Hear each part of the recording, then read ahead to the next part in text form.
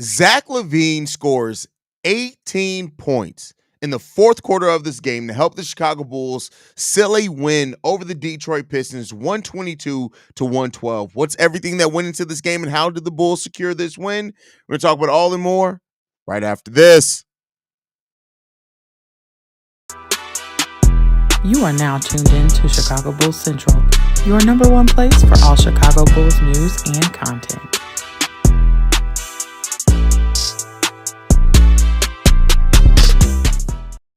What's going on, Bulls fans? Welcome to another episode of Chicago Bulls Central, your number one spot for everything Chicago Bulls related. I'm the host, Haize, but more importantly, you guys can follow the channel at Bulls Central Pod on every social media platform we happen to be on. With that being said, let's go ahead and get into this performance by the Chicago Bulls. This was a game in which the Bulls offense looked like it was rocking and rolling the entirety of the game. Large part due to Nikola Vucevic, who does lead the Chicago Bulls in scoring in this game. He just was feeling it early on, was Nikola Vucevic. Then Coby White got in on the party. Then Zach LaVine got in on the party, and he heated up as the game went on. We even got a Josh Giddey dunk in this game, a fast break dunk from Josh Giddey, who finishes with 11 points, 10 assists, 8 rebounds in this game. Josh Giddey keeps getting closer and closer to that triple-double. It's coming at some point in time, but 25 points from Zach LaVine, who goes 9 of 19 in this game, but 18 points of that coming in the fourth quarter of this game. Zach LaVine in the fourth quarter of this game goes 6 of 8 from three-point range, 6 of 8 overall from the field for 18 points in this game, and it helped solidify this win. When you look at that run that Zach LaVine got on in this fourth quarter with how hot he got shooting the ball, there was no putting the genie back in the bottle at that point. The Bulls took care of business tonight, largely in part due to Zach LaVine. Coby White also with 25 points, going 9 of 14 from the field, 4 assists, 4 rebounds from Coby White, 1 block as well that Coby White had that led to an easy dunk for Zach LaVine on the opposite side of the ball. In the bench, we got a solid production from the bench overall today. When you look at it, Modest Vucevic didn't play a lot of minutes, so anyone who's going to ask that, we didn't see a lot of Modest in this game. He only plays 2 minutes. But we got 9 points from Ayo Dosunmu, 8 points from Jalen Smith in this game, 5 points from Julian Phillips, and 2 points from Dalen Terry. I tell you what, if you can get over 20 points from this bench, that's going to help you in just about any game for the Chicago Bulls. They also out-rebounded the Pistons in this game. Well, no, the Pistons actually finished with 2 more rebounds than them, but it didn't feel like it in the course of this game. The Bulls also moving the ball around. 28 assists on 44 made baskets. We know that's a sweet spot for us. And, oh, by the way, only 10 turnovers for the Chicago Bulls in this game. They limited the turnovers. It was the first time that the Bulls have not given up at least 20 points off turnovers in the last 5 games. If I'm not mistaken, we still gave up 50 points in the paint. It is what it is there. It's just, like I've said before, the points in the paint thing, that's just going to be there for this team. We're going to average giving up 50 points in the paint. It's just going to happen. But 24 points off the bench for the Bulls, really good there. 21 second chance points for the Bulls as well in this game. 50% from three-point range. The Bulls really shot the ball extremely well. And it's like what I talked about in today's daily episode. The Chicago Bulls offense is button mashing. That's basically what it is. This Bulls offense, it's all about button mashings. And listen, there's going to be times where it looks really damn good. It's going to be some times where it looks really freaking good. But then there's going to be other times where it looks like absolute trash. And you got to balance those two things out if you're the Chicago Bulls. And the Bulls in this game, the button mashing worked. They stayed hot. They stayed performing at a really good level. You couldn't deny that. And because of that, this team just looks like the heater that they needed to get on. This was a game where the Bulls needed to be hot, like they were. They needed this type of game to remind them of what this offense can be when they're on their P's and Q's. And that's what it's going to be. But that's what the Bulls offense is, Adrian. If you really look at this Bulls offense, it's button mashing. For my people who are fighting game people, for that you always come up every once in a while, you come up with that person who's just pressing buttons and they kill you sometimes. Now, sometimes that same player that button mashes comes up against a strategist and they get cooked, right? And that's just what this team is, unfortunately. They're a button mashing offense when it comes down to it. But the button mashing worked for us today. And Zach LaVine, hey, listen, he came in in the fourth quarter, and you can but the thing in every Bulls win that we've had so far this season, this is our sixth win on the season. Every time we get we win games, it's a total team effort. You got to look at everybody playing their contributions in this game. Julian Phillips may have only had 5 points in this game, but Julian Phillips was all over the court today. A highlight reel dunk, 4 rebounds, 1 assist. He played really good defense, really good rotations on top of that. And that's just what you're going to see from this team sometimes. Ayo Dosunmu didn't shoot the ball overly effectively, but again, he impacted the game. And Dalen Terry, listen, I tell you what about Dalen, man. Dalen is the type of guy who I don't know what the future is going to hold for Dalen. I don't even know what a ceiling to put on Dalen right now. But I tell you what, Dalen's the type of guy that we love in Chicago that I could really see turning into a beloved player here at some point in time because Dalen Terry just gives the type of effort that we come accustomed to seeing here in Chicago. So, if that continues for him, man, it'll be really exciting to see what that looks like for him. But overall, man, hey, this was a fun game. I tell you what, not only did Bulls fandom need this game, the Bulls needed this game, right? And this doesn't change anything for the season. Not for me. I mean, if it does for anybody else, all fine and dandy to you on that one. I'm not gonna shit in your cereal, but I think that this is just the Bulls are gonna win some games like this, and it's gonna be exciting. We've talked about this multiple times. This is gonna be a bipolar team. It's gonna be that this season. But they played a team game today, and the coaching staff really seemed like they had a preparation for how the Detroit Pistons were trying to play basketball, and we haven't always been able to say that. And so it's really something after the loss that the Bulls had that they came out with some fire. They needed to come out with some fire in this game. And I think most people would agree with that. That last game for the Bulls was absolute god awful and trash. And so it's good to see the Bulls come with some more of just that heat that we needed to see from this team, man. It's good to see that because if we didn't get that in this game, man, it was going to be a long time before the Bulls really get some more wins, man. And so to see that from this team is really good to see. And I hope that they just keep building off of this, man. That's just what you want to see this team keep doing. Is build off of it, have some fun where you can, and that's just what it's going to be, man. I like I said, still got my 30 to 35 win prediction for this team. That's not going to change. This team would have to have sustained success for a lot longer time before I'm willing to change that perspective or that view from this team that they're going to be able to win more games. But overall, this was a fun win. This was a fun Chicago Bulls game, and like I said, the fan base needed it, the players needed this, and I think everybody involved with the Bulls right now needed this win. Is my son coming downstairs? I thought he was coming down to make his post game appearance, but love to see this one from the game. Love to see Zach LaVine as well. Like, I know people are gonna I'm sure it's already been happening in the chat. People are gonna say, "Oh, well, this is the exact game that we need to get Zach LaVine's trade value up." That's out of the control at this point. If they move him, they move him. It is what it is. But I think overall, this is a nice game to build some confidence. So let's see how you guys are feeling about it. Colin says, "Love you, Haize. Just wanted to pop in and to give a like." Well, we appreciate that, Colin, man. Hopefully you enjoy this game and get to watch it later in peace. They have a spine and a backbone. The Kobe statement stayed with them. Kobe showing leadership, man. And I love that Stacey King called that out during this game. Kobe White is still growing as a leader, and this team needs leadership. And so hopefully Kobe's words continue to hold weight for this team. I prefer to watch their road games because they are winning. If it's home court, they lost. Yeah, we only got one home court win so far. Only one so far. Big Diesel. Haize, I had to deal with those button mashes all the time on Street Fighter. Yeah, man. For me, it was definitely Mortal Kombat and Killer Instinct. Those are like my two, but was a big Street Fighter guy as well. What's up, Haize? Why does P-Dub always miss dunks? Finish at the damn rim already. Effing annoying. He needs a dunking coach. No, at this point, that's not something coach can help with. I don't know what's going on with P. Will there, man. It's like he's surprised by his own strength. I've never been more confident the Bulls will never lose a game again. Okay, BKR. You on that same shit Shay's on, bro. Giddy was trying for that triple dub, but Vooch was like, nah, that's funny.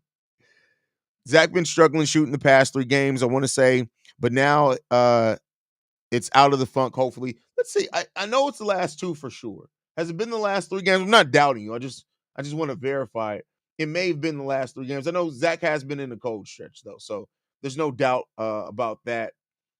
So yeah, no, just the last 2 games. So the third game, he scored 31 points in 12 of 17, but he was 4 and 16 against Cleveland, 4 and 9 against Houston, 9 for 19 today. So two down games for Zach LaVine.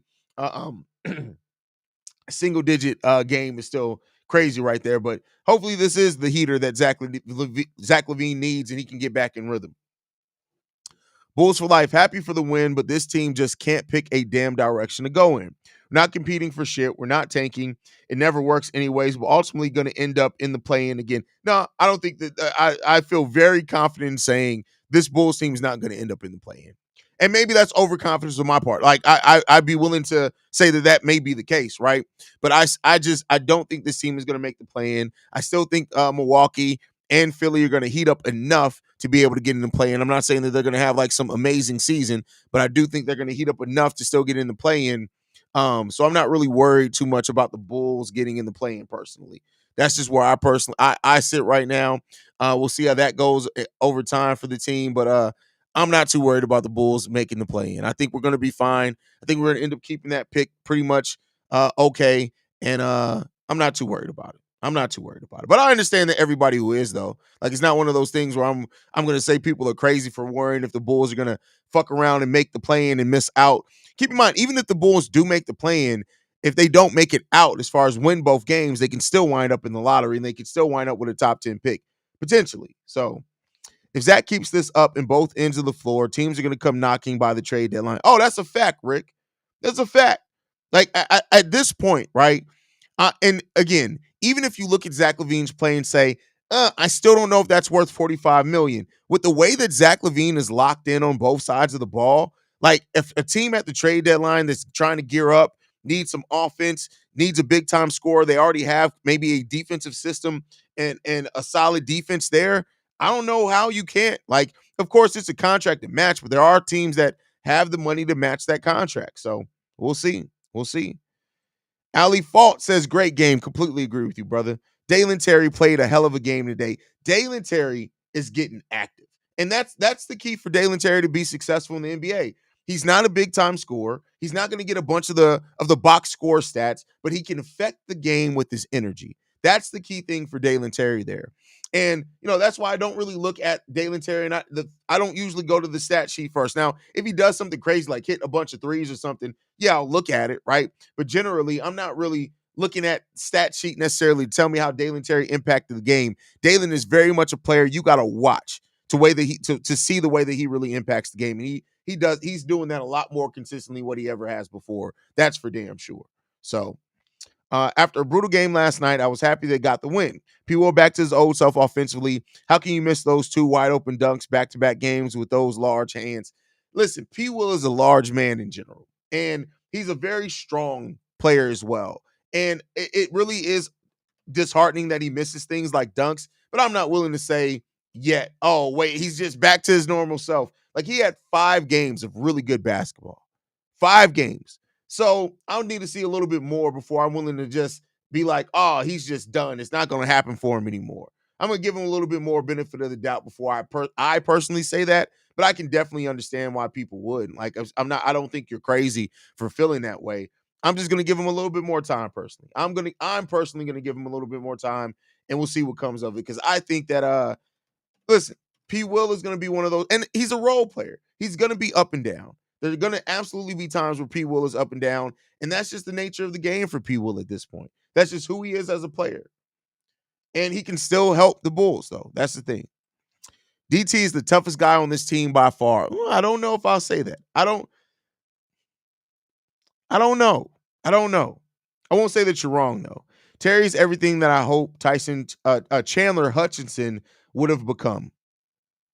Well, Hutchinson came in with more of a little bit of a shooting prowess, right? That he never came to the NBA, but I can see what you're getting at there.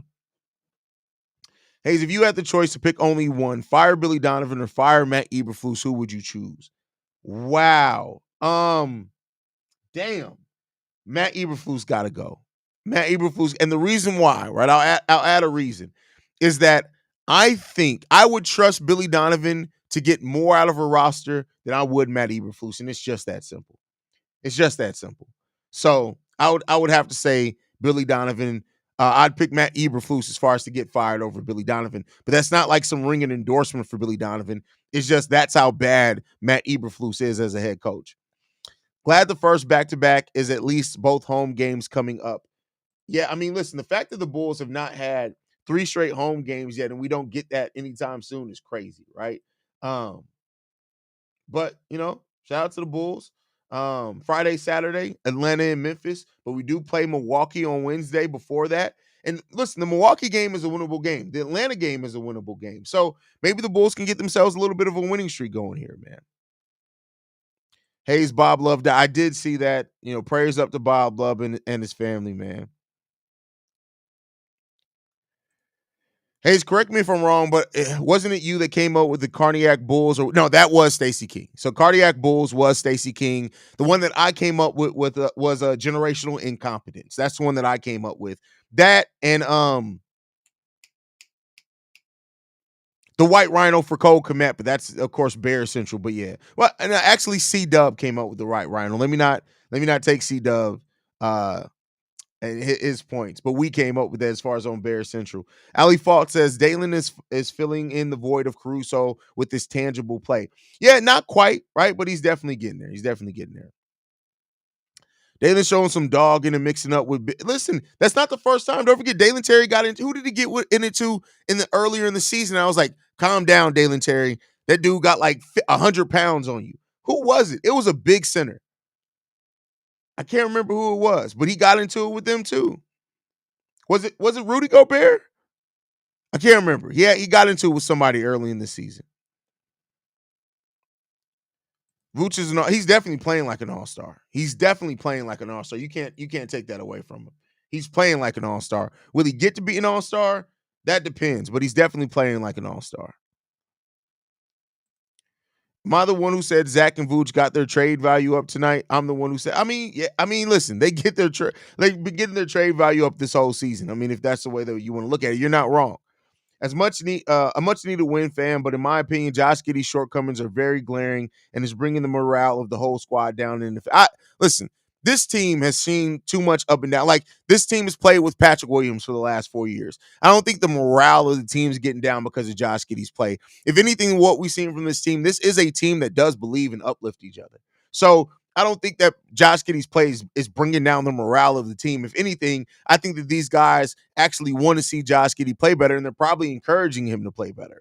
So I disagree on that pushback. But Josh Giddey, he's in his down period now. But like I said, this game from Josh Giddey, it was better than the last couple of ones, and he definitely helped this Bulls team win this game as well. He made his plays that helped this team win. He made winning plays today. Now, when I say every play he made was winning plays, but we can't act like Josh Giddey in having a double-double and almost a triple-double did not help this team. Plus minus of +3. He did have 4 turnovers in this game. He did have the most turnovers on this team. He had 40% of the turnovers tonight, but also he had over a third of the assists. So, it take the good with the bad, man.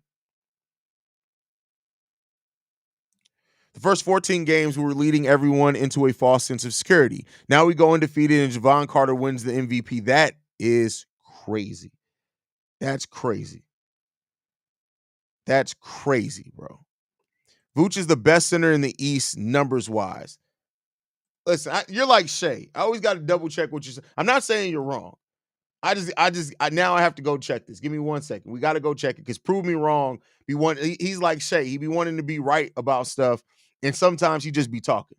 But I'm not saying he's wrong. Let's see. Let's look at. Let's break it down. Let's put it in the filters here.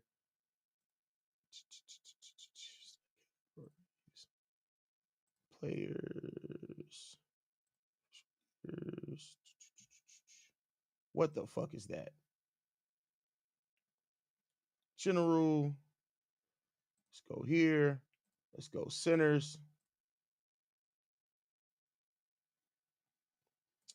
East. And let's get the stats. Let's take a look at the stats here. So Nikola Vucevic is averaging 20 points per game. He's doing that on 59% shooting. He is averaging 9.9 rebounds per game.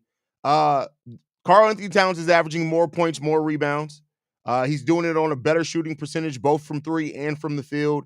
So, unfortunately, if you're just looking at raw stats, nah, he's not. He's not. He's close though. He's in the top three, so you can't take that away from him. But if we're just looking at just pure stats, and Karl Anthony Towns has a better plus minus overall in the season than Nikola Vucevic, he has more steals, less turnovers, same assists, more rebounds, definitely more blocks. So there's an argument to be made there, but I get what you're getting at with that one. They would play like this. The one game I couldn't watch, I feel cheated. Hey, listen, maybe you need to watch less games. Maybe. Oh, look, and he followed that up with saying, "Well, I forgot about." Fair enough. Fair enough. See, fair enough. Can't deny. There you go. You caught yourself even before I did. I should have kept looking at it. On a real, obviously a bit of a laugh with everyone else, but Patrick Williams, man, what the fuck? I love the guy, but he makes it so hard to defend. Yeah, he does. Like, I mean, it is what it is, man. What's the point of tanking and getting all this top talent if you're not going to put them in the best positions to win? Which is why I'll never support tanking. Develop a winning culture. Look at the Bears. The Bears haven't been tanking either. They just been, it's just a comedy of errors when it comes down to it. What's plus 13 is Josh Giddey's plus minus today, brother?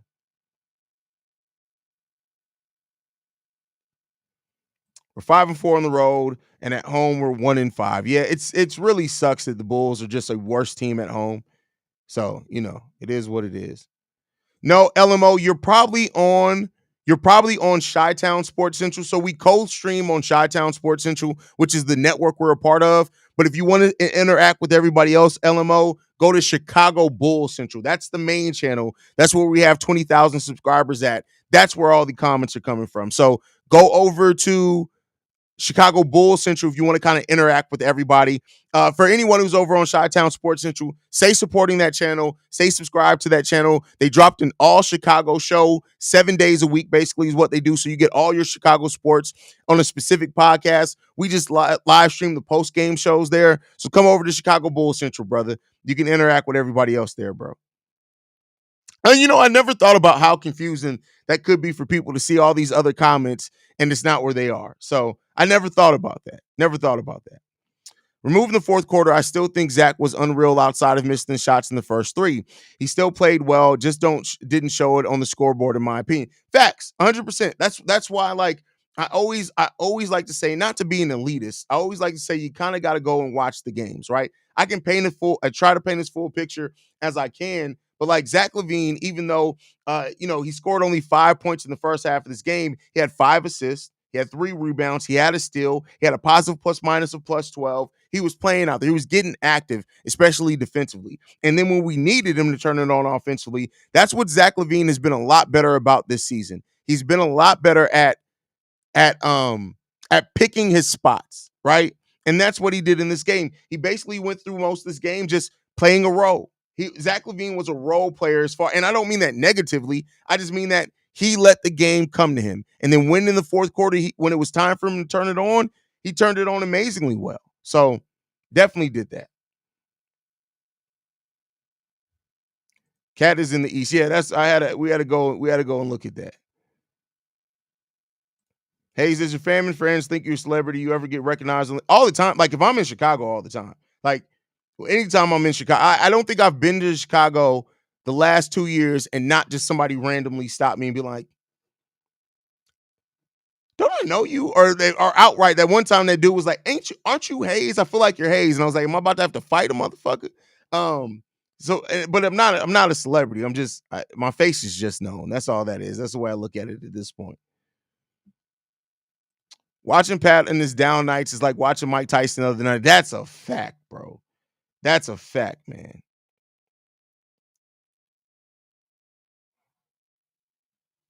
Side note, the hoodies don't appreciate that. This is one of my favorite hoodies. Haize, I watched 2 G League games. And you were definitely right. Adama is definitely outgrowing it. Listen, when you watch Adama Sanogo in the G League, it's literally almost like if you were watching Prime Shaq play against high schoolers. It's completely different. Like he's so head and shoulders above that level of competition. It's ridiculous. Do you think the Bulls are still a playing team? If that's the case, should the Bulls trade both Zach LaVine and Vooch before the trade deadline or just ride it out to the end of the season? Well, I mean, those things are not mutually exclusive. No, I do not think the Bulls are a playing team. But should the Bulls trade Zach and Vooch? I think it's different answers for different players. For Vooch, I think that you with him expiring next year and his age, right? And the fact that he's playing, having one of his probably his best season in the Bulls uniform, I think that you have to entertain the trades regardless because you just don't want like what if he finishes this season and then he starts off next season and he looks old and slow. Right, because that's always a possibility when a player's over. What Vooch would be 35 next season, so there's always a chance of that. Zach is a little bit in a different boat, right? I think that Zach LaVine is playing, he's buying in. And I think that if you get offered low ball deals again for Zach LaVine, where it's like, oh, you got to give us a pick. I think at that point you keep Zach LaVine and maybe you wait to the offseason, maybe you ride it out to something else. Maybe that's the case. I call that this is more to me, it's like something on Fresh Prince. Like this is the vibe it gives me. It's like it just looks like something Will would have wore on Fresh Prince. That's what it looks like to me. Thoughts on the new Bulls apparel drop? All I can say is a lot of it is in the closet, is all I'll say. It's already loaded up. If I'm seeing Haize or Billy Donovan in the streets, I'm getting Haize signature, not bubble gums. That's crazy. That's funny. Bulls need to trade Zach sooner than later because of his injury history. I mean, I can understand the thought process between that, but again, I still think that it's at the point now where you don't want to lowball yourself, like in my opinion. Telling you, Pat finna get right. He finally given the aggression. He just got to get used to it. Even though he was trash in the Rockets game, I was fuck with his energy. He even got a tech. I don't think Patrick Williams was trash in the Rockets game. Am I tripping on that? Yeah, he was trash in the Rockets game. Damn, I guess I'm thinking about the game before that. Sign and trade Vooch. He's still going to get 15 to 10 for a few more seasons, right?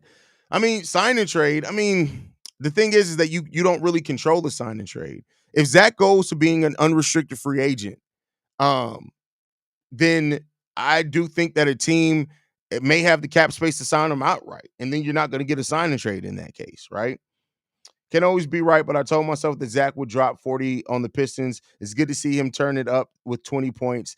20, 25 plus. Zach is what we like to see. An efficient Zach LaVine is special. Zach LaVine, and I've said it many times before, when Zach LaVine is in his rhythm, he's one of the most special scorers to watch in the game of basketball. He just is. It's always been that way. Love him or hate him, Billy Donovan has a very punchable, facts, very punchable face. On the punchable scale, like the only person in recent Bulls history that has a more punchable face than Billy Donovan is Marko Simonovic. Like Marko Simonovic's face just looks like it's just right for a punching. Just give him right there. How terrified were you on a scale from 1 to 10 that Vegemite stream was coming today? I'm not worried about it. Like at the end of I'm not worried about it. Like it's not that serious. I'm not putting all the blame on Giddey, but in my opinion, as the primary point guard, he doesn't play no fucking defense, and his offensive game is severely limited. He does help us, though. I mean, listen, but we didn't bring Josh Giddey in here to all of a sudden become a great defender. We knew what it was when we traded for him, unfortunately. Is it safe to say that we can sell high on Vooch and Zach? I love Zach, but I would rather get paid well for him, and Vooch is better with a contender. Thought? I mean, the idea is that if you're going to trade somebody, the ideal is that you always want to sell high, right? If you're going to move off somebody, the last thing that you want to do is that you want to wait and move off of them where their value is low. So regardless of how I feel about should they trade Zach or not, the fact of the matter still is this. If they're going to trade Zach LaVine, then or anybody for that matter, I don't care who it is, you should do it while their value's high. Don't wait until their value is dropped in the goddamn toilet to then try to move a player. Learn from that mistake. Learn from that mistake. You've made that mistake like 4 times over the last 3 years. Learn from that mistake. So Catfish doesn't have a punchable face. I won't say that Javon Carter has a punchable face. He has a jonable face. Like you can crack jokes on his face all day, but I won't say that Javon Carter just looks like somebody you just love to punch in the face. to me, right? Arnold but Tim had a punchable face as well. Arnold had a punchable face as well. I think Vooch is the best trade piece we got right now. I think he's worth taking them protections off that pick. If we gave him to the Spurs, feel like him and Wemby would be a nice twin tower. They're not looking for that. I doubt that they're looking for that. Now, if and even then, like if they were to remove the protections from the pick for Nikola Vucevic, they still would have to match the salary. I'm not saying that I would hate that. They got to throw in some seconds or something, though. No, the Bulls employee with the most punchable face. Well, I said recent. Do y'all realize Jim Boylan? Oh, wait. Yeah, Jim Boylan at this point was like 7 years ago. How long ago did Jim Boylan get fired? Damn, it was only 4 years ago. He was fired August 2020. Jesus, why does that feel like so long ago? That's crazy.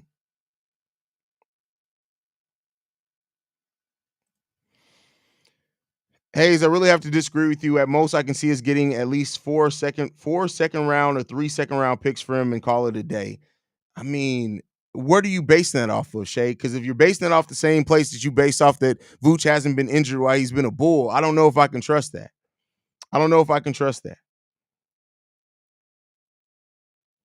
Haize just like punching white people? Whoa. Hold up, my brother. We can't just be putting narrative like that out there into the universe. What are we? Hold on. That's not, no, there's some black people with punchable faces. Like, come on now. Chill out on that. Calm down, bro. Cameron Payne has a punchable face. D'Angelo Russell has a punchable face as well.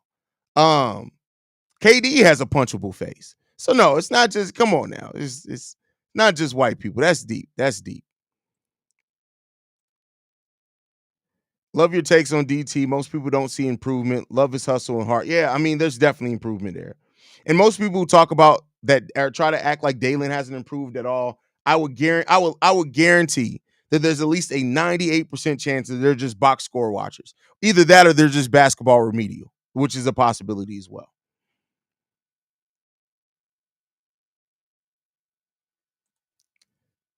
I'm basing it off his age, man. How many years do you think this dude has before he's on the decline? Well, the thing is, right, is that Vooch's game isn't based off athleticism. Like I'm not saying that Vooch won't decline, but I'll say this: I could see Vooch easily, as long as if he plays till he's 38, 39, I can see Vooch still being an 18-9 or 18-10 guy because that's just the type of game that he has. So that's just my personal opinion on it.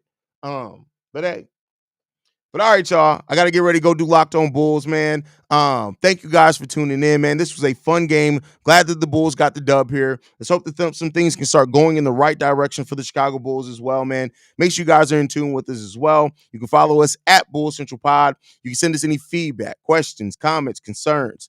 bullcentralpod@gmail.com. And then lastly, if you want to leave a text message and our voicemail for the mailbag, the number to do so, 773-270-2799. We are the number one spot for everything Chicago Bulls related, but that's thanks to you lovely and beautiful people. And like I like to end every episode on, go Bulls. Love you guys. See red if you can, y'all.